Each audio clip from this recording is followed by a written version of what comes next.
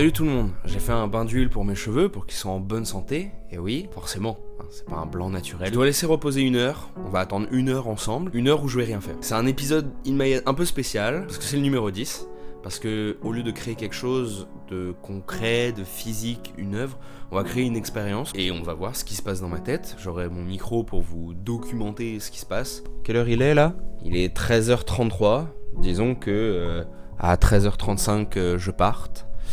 Pour cette aventure. Et à 14h35, dans ces eaux-là, on arrêtera tout ça. Voilà. On va commencer. Je vais fermer ma fenêtre parce qu'on entend les mouettes. Et je vous souhaite un bon visionnage pour cette expérience. Je reste 1 heure sans rien faire. Dans mon lit. Ça va être cool en vrai.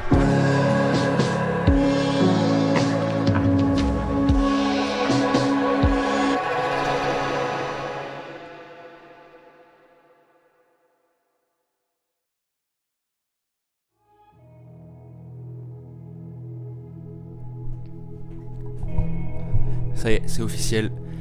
Il est 13h35. Je vais commencer dès maintenant avec ce cadre l'aventure. Et j'espère que ça va bien se passer, que je vais pas devenir fou. Allez, ça commence là. Là, ça commence.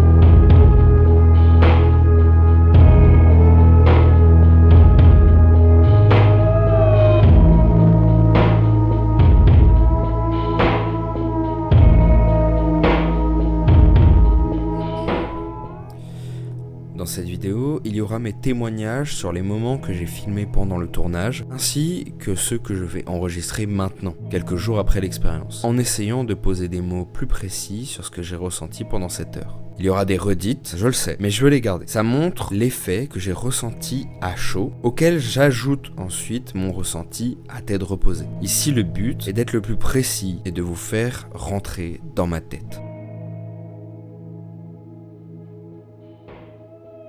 Cette expérience, elle est assez spéciale parce que premièrement, je vais m'analyser et analyser ce qu'il y a autour de moi durant cette heure où j'ai rien fait. Et une deuxième, là, pendant le montage, où j'identifie, je me rappelle de ce qui s'est passé. Et c'est vrai que c'est une vidéo qui peut avoir 2 lectures en fonction de qui vous êtes, en fonction de si vous me connaissez, si vous me connaissez pas, si vous pratiquez l'expérience ou non. Je trouve que c'est trop intéressant, c'est vraiment spécial comme expérience et unique. Donc je suis forcément content parce que c'était un peu l'idée de cette vidéo. Malgré le fait que ça se voit dans les rushs, je me demande si cette vidéo va être intéressante. Et c'est vrai, je vous propose là de me regarder pendant un certain temps où moi j'ai rien fait pendant 1 heure. Peut-être ça aura de l'intérêt que si la personne qui regarde cette vidéo se dit ok, je vais faire la même chose et je vais voir ce qu'il a ressenti. Mais peut-être même pas parce que ça se trouve, on va pas ressentir la même chose. C'est fou. C'est tout bête mais c'est fou. C'est fou, c'est assez spécial et c'est vrai que même là, pendant le montage, je ne sais pas vers où aller. J'ai l'impression d'essayer de réinventer les In My Head, ou en tout cas, pour cet épisode, de trouver une formule qui n'est pas habituelle. C'est vrai que dans les autres épisodes, il y a une ligne directrice. Il y a une ligne où ça va être une intro, un générique, l'explication de ce que je veux faire. Je fais les choses, je vous donne des petits tips et à la fin j'en trouve une conclusion. Ça se répète un peu, même si on change de format, ça reste la même formule et honnêtement je la trouve efficace. Mais elle peut pas être reproduite ici.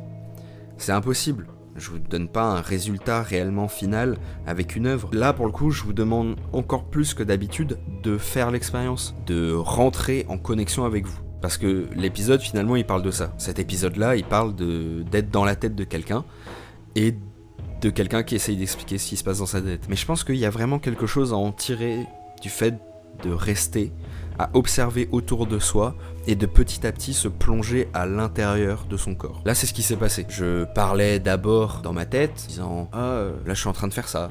Je disais que du concret, que du ce qui se passe. Je me demandais, alors, la vidéo, elle va être bien ou pas? Je vais faire une heure sans rien faire, est-ce qu'elle va être bien? Au fur et à mesure, j'identifie autour de moi ce qui se passe sur moi, puis en moi, et les sujets du départ, qui étaient ce que j'ai bien fait de mettre la light dans ce sens, finissent par être pourquoi je ressens comme le besoin de faire cette expérience.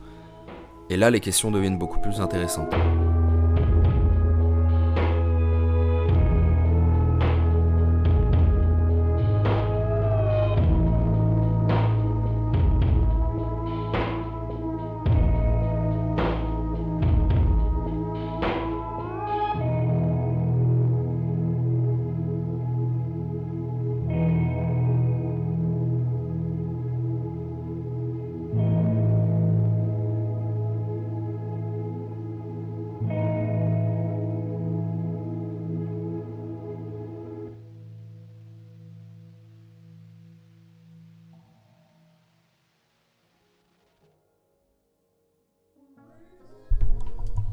Alors, c'est la première fois que je parle, je n'ai pas regardé l'heure. J'ai fait en sorte de ne pas regarder l'heure. C'est assez spécial parce que du coup, je sais pas quand on est, vous voyez, je sais pas combien de temps il me reste, mais j'ai déjà fait plein de choses où je me dis, mais j'ai fait le tour en fait. Comment ça s'est passé? Je me suis posé, j'ai réfléchi au fait que là, je fais une heure sans rien faire, entre grosses guillemets, hein, parce que c'est rien faire.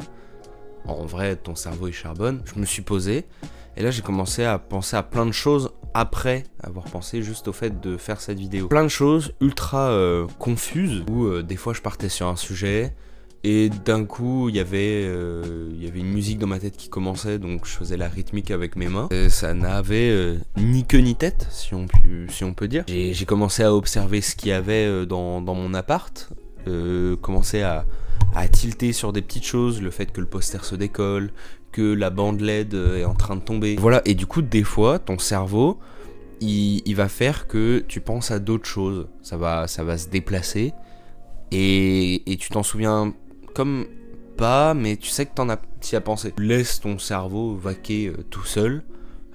T'es pas dans un état de transe, ou peut-être que je l'aurai plus tard, mais en tout cas là j'y étais pas. C'est plus un état de liberté pour mon cerveau. J'ai un peu peur de voir c'est quoi la suite, parce que là je vais faire quoi de plus? À la limite je vais dormir, parce que c'est vrai que là je fais rien, donc mes yeux se ferment tout seuls. C'est un peu pour ça que j'ai commencé à parler là aussi, c'est parce que je m'endormais un peu, donc il fallait que je me réveille. Je me demande quelle heure il est. Je pense que si je dois dire à peu près combien de temps ça va faire, je pense que ça fait 20 minutes là. Mais ça se trouve, je me trompe, et ça fait 10. Et oui, tu te trompes, ça ne fait pas seulement 10 minutes, ça fait 40 minutes que tu as commencé à ne rien faire.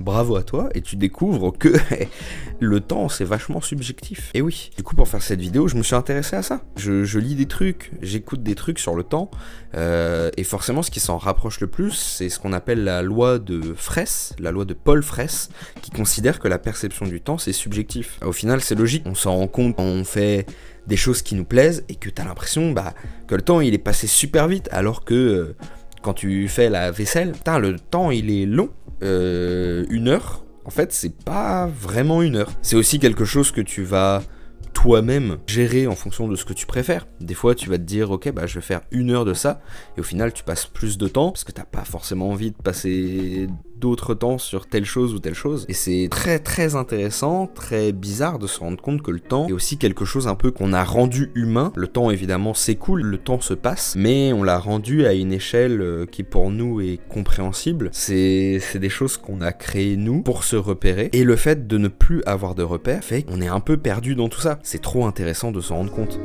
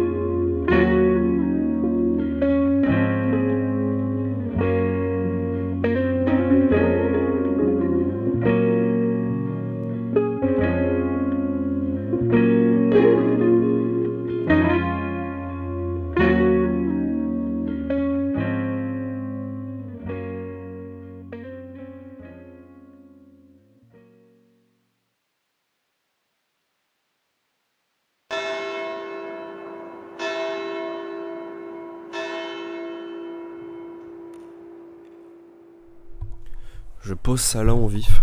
J'ai entendu l'église sonner. 3 coups de cloche. Je ne sais pas ce que ça veut dire. Ben oui. Je suis pas clocher, moi. Donc soit ça veut dire qu'il est 13h, 3 coups de cloche, ça peut être pour 3 fois 15 minutes, je sais pas. Ou alors qu'il est 15h, il est 3h de l'après-midi. Mais tu imagines s'il était 15h? Ça serait fou. Ça voudrait dire que là, en fait, t'es sur le chemin de faire 2 heures sans rien faire. Et tu t'en rends même pas compte. C'est pour ça que juste avant, je vous dis à quel point c'est ouf la perception du temps.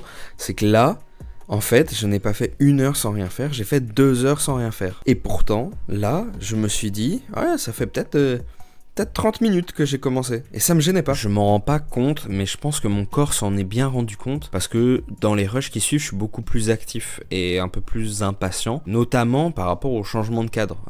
Si vous regardez au tout début, en fait, je n'ai fait un changement de cadre au bout de 53 minutes, un truc dans le genre, je crois, donc presque 1 heure. Et ensuite, j'en ai fait toutes les 20-15 minutes.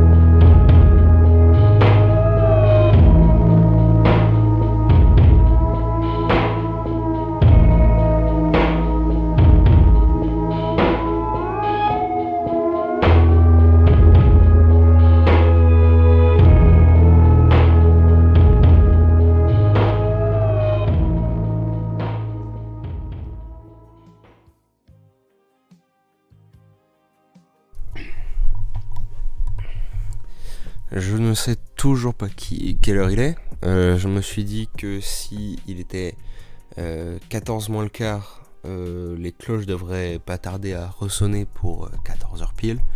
Pour l'instant, c'est pas le cas. Toujours dans la même situation. Je sais pas pourquoi, là, j'ai un coup de barre d'un coup. J'ai l'impression d'entendre des trucs, mais je sais pas quand est-ce que je les entends. Je ferme les yeux, je sais pas combien de temps ça dure. J'ai un peu mal à la tête à cause des lumières qui sont dirigées vers moi. Et du coup, à chaque fois que je ferme les yeux, ça fait un peu du bien. Mais il faut pas que je ferme les yeux parce que je suis capable de m'endormir. J'ai l'impression que, avec le fait que je me sens un peu assoupi, j'ai l'impression que ça fait une éternité. Oh, vous tombez là. Je suis pas dans les meilleures conditions.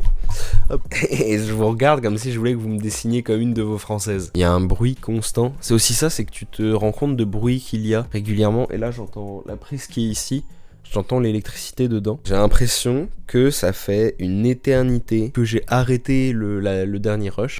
C'est des petites mises au point comme ça que je vous fais parce que c'est in my head.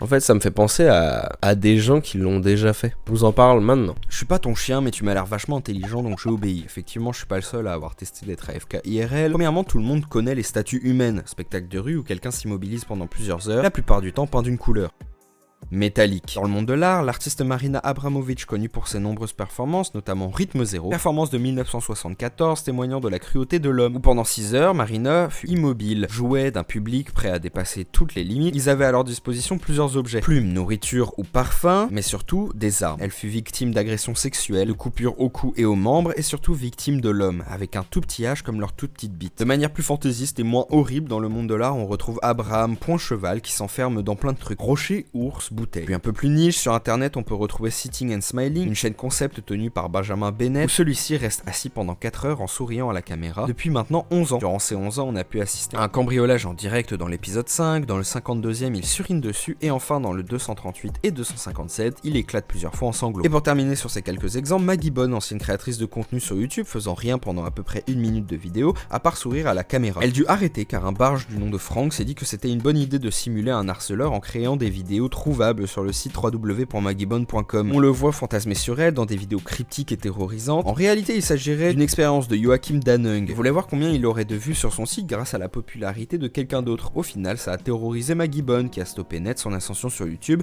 par peur de mourir. Et oui, ne rien faire, c'est quelque chose qui devrait être normal, que tout le monde est censé pouvoir faire quand il veut et où il veut. Mais dans une société capitaliste où le mot d'ordre est le temps c'est de l'argent et on veut pas que tu aies l'un ou l'autre, c'est comme ça que le simple fait de ne rien faire est devenu une performance artistique et l'occasion pour les hommes de te détruire psychologiquement quand t'es une femme en prime. Ça en devient un luxe. Bon, et pendant que je vous parlais, en fait, je suis resté comme ça. Pendant 25 minutes. Dans la même position.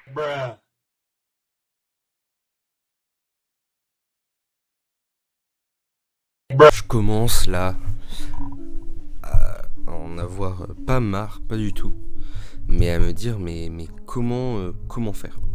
Je me pose la question, des fois je m'endors, des fois je m'endors pas, et je me dis peut-être au moins vois l'heure dans laquelle tu es. Je ne comprends pas en fait quelle heure il est. C'est ouf de pas comprendre quelle heure il est. Le temps n'avance pas en même temps que moi, en même temps que ma tête, mon cerveau. Et voilà, je vais regarder juste dans l'heure où je suis. Alors, je cache l'heure. On me voit pas, mais je cache l'heure. Quoi ? Attends, il est 15h. Je vois qu'il est 15h. Je trouve ça fou. Je viens de voir qu'il était 15h. Mais non, attends. En fait, j'ai l'impression que j'ai mal fait mon calcul et que j'ai commencé, il était 14h35. Et que là, il est 15h35 et ça fait 1h. Quoi ? Il est 15h. J'ai commencé à 13h35, fallait que je m'arrête à 14h35. Mais je vais regarder du coup les minutes. Quelle heure il est ? Quoi ? Mais j'ai failli faire 2h, il est 15h32, donc j'ai failli faire 2h au final. Ok, c'est intéressant, j'arrête là, on va en reparler. Ok, je sais pas du tout comment tourner le machin. Comment ça va rendre ? J'essaye ce cadre pour la première fois. En fait, je suis un peu perdu. On va revenir sur ce qui s'est passé. Aujourd'hui, je viens d'essayer de faire une expérience. À la base, les In My Head sont faits pour montrer le processus que j'ai pour créer une œuvre. Et là, j'en ai un peu fait une. Même si l'idée de base, c'était pas ça. Alors, comme je vous l'ai dit plus tôt, l'idée était de faire une expérience pour compléter l'épisode 9 et pour pouvoir essayer... Pour essayer de pousser l'idée de In My Head. Je sais pas si j'ai pu le retranscrire, si je pourrais le retranscrire comme c'était, mais c'était vraiment étrange comme expérience. Je devais faire 1h où j'essayais de voir ce que ça fait. Et au final, j'en ai passé 2. J'ai commencé à 1h31, il était 13h31 quand j'ai lancé le tout premier rush de l'intro, et j'ai terminé au moment où j'ai regardé l'heure à 15h32. C'est quand même dingue d'avoir réussi à faire ça et que je m'en sois rendu compte à 2h à peu près que j'ai besoin d'arrêter. C'est ultra bizarre, je pense que c'est même sûr, mon cerveau a jamais vécu vraiment ça. J'ai passé des heures à être sur Minecraft, à miner, à penser à des trucs comme si je ne faisais rien. Mais c'est la première fois que je fais vraiment rien. C'est ultra intéressant. Je suis un peu content, un peu perdu. Je trouve que là, j'ai bien plus réussi que dans l'épisode 9 de In My Head à rien faire. Du coup, ça a un peu plus d'impact. Je pense qu'on peut dire que ça a eu plus d'impact. J'ai l'impression qu'en fait, je pourrais refaire ça une nouvelle fois. Essayer de le faire au moins une fois. Peu importe le temps que vous prenez. Je m'étais dit 1h. Pour le côté symbolique, je fais 1h. Là, au final, j'en ai fait 2. Peut-être que j'aurais pu en faire 3. Je trouve ça dingue, en fait, que la première partie ait duré autant de temps. J'ai un peu regardé. Et le premier rush, ça a été plus d'1h. Et ensuite, j'ai fait à peu près du 20 minutes. J'ai eu l'impression de pouvoir me connecter un peu avec l'espace-temps en me rendant compte que c'est vraiment quelque chose créé par l'humain, de mettre des chiffres sur ça. Il faudrait quelqu'un de spécialisé pour me dire ce que j'ai vécu. C'est le In My Head le plus chaotique que j'ai fait. Il n'y a pas de processus. C'est peut-être le seul où il n'y aura pas de processus d'ailleurs, parce que là, je me suis mis dans mon lit et j'ai attendu, et le résultat c'était en même temps le fait que j'attende. Voilà, donc dites-moi si ça vous tente, vous, de le faire. Qu'est-ce que vous en avez pensé de la manière dont je l'ai tourné? Mais j'ai l'impression en fait qu'il y a encore plus à faire. J'ai l'impression que je peux faire plus que être dans mon lit pour être encore plus dans ma tête et essayer de vous le retranscrire aussi. Je ne sais pas, être dans une pièce où il y a rien autour de moi parce que j'avais des distractions pendant ce temps. C'était pas autant que jouer à Mario 64, mais c'était quand même avoir des distractions de pouvoir voir mes peluches à côté de moi, pouvoir toucher la texture de mes plaids. Peut-être qu'une salle toute blanche, une pièce sans rien, ferait un résultat différent. Est-ce que peut-être même dans une pièce toute blanche, je pourrais trouver des choses sur lesquelles je me focaliserais? Donc j'espère que ça vous a plu. Je vous fais de gros bisous. Merci pour les 100 abonnés peut-être. Merci de me suivre depuis peut-être 10 ans, qui sait, il y en a sûrement qui sont là depuis que j'ai commencé les vidéos. Merci d'avoir regardé jusque-là, et voilà. C'était Blaze, et on verra pour les prochaines aventures ce qui va se passer. Bisous tout le monde, bisous. Waouh, bisous.